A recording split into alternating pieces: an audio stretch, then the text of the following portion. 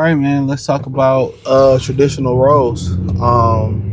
There seem to be like that murky line with traditional roles and non-traditional trad wives and stuff of that nature. And I mean, at some point, women have some way, somehow got stuck in the middle. They got stuck in the middle where they want selective equality, selective gender roles, and all that type of stuff. And I think now that's why everything is out of whack, because it's like okay, I really want a man to do these things, but then on the other hand, I don't need a man.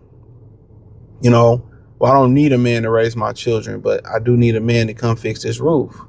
And now most guys are just hearing, oh, I don't need a man, or I only need a man to accomplish a goal,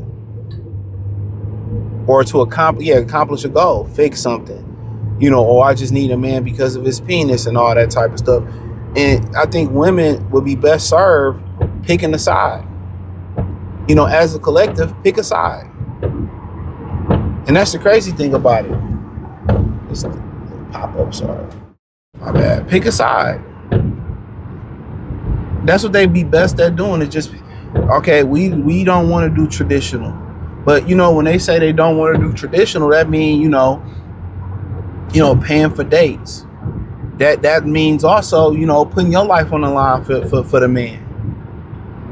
But then when you start talking about, paying money and putting your life on the line, splitting 50-50 financially, everything. Oh, you can change a light bulb, you can take out the trash, you can go down there, relight the furnace.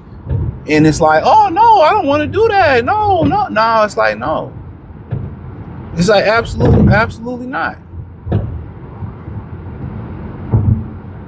Absolutely not.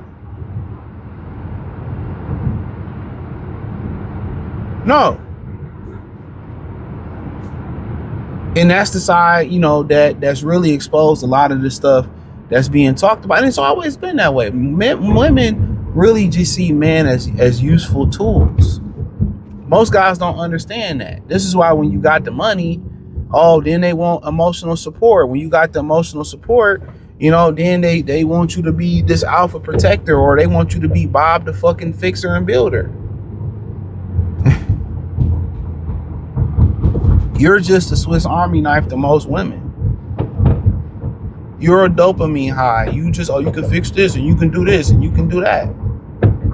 That's it. And now guys are just seeing that most women don't love you. They just love what you can do. And then a lot of guys find out, and in the past have found out, when they no longer can accomplish that with money, or they physically can't do the things that they used to do, that they don't get the same love. They don't get called unless, oh, could you do this? Could you do that? They don't get that call no more. So it's an interesting dynamic that we live in, that these things are really exposed, that they only see you, as most women only see you, as useful. They don't like you, and and it's nothing that you can control, because if they didn't really truly like men to that point, why do they try to mimic everything a man can do? The leadership, the control. That's what the whole thing about the empowerment about being single mothers is showing people that we can lead houses too, and they're horrible at it. Statistics show it. They're horrible at it. So when we start getting into gender roles, and we start getting into this is what it really has exposed, that women only see men as useful tools. And this is why you kind of see a lot of guys tell men to make women useful. Don't let them just sit around and split their legs open and hang around and benefit, off your vibe, off your money, off your house, because they got a slit between their thighs. Like, no, between their legs, no. Put them to work. Real talk. Put them to work. And I mean, that's real spill. At least, put them to work and make them earn it, because if you couldn't do it, if you lost it today, most of these women wouldn't even sit by you and care about you. They're going to move on to the next dude that can try to do what they do. It's very, very few women that's gonna stick it out, but it's a lot of dudes who really love their woman, and if they went through something, they sticking it out. They sticking it out, man. But gender roles have really exposed the truth. Gender roles have really exposed the truth on women only wanting to use men for what they got. That's just the truth. You know, that's just the honest truth. It's just a useful tool. You're just a useful tool. I'm mad to run the story, but that's what comes with it. You know what I'm saying? And I think a lot of people, women that has exposed that women just see dudes as tools that they can use, and this is why they feel like, most women feel like they need a guy for everything. Emotional support guy. They need a fix-it guy. They need a guy that can stroke it good. You know what I'm saying? Need a guy with money. And they will have 4 or 5 different guys that, you know, if need be, you know. And that's the funny thing about it, man. And they have all these different guys and then figure out, like, why can't I just have one good guy? And that'd be a problem with a lot of women. They become victims to their sexual loins. It's always talked about with men being victims to their sexual loins. And they are. They're screwing somebody and then expecting God to send them a husband. That's not going to happen. You can't even get up, stop screwing your baby father or this dude that you meet. And this dude, he sets the standard.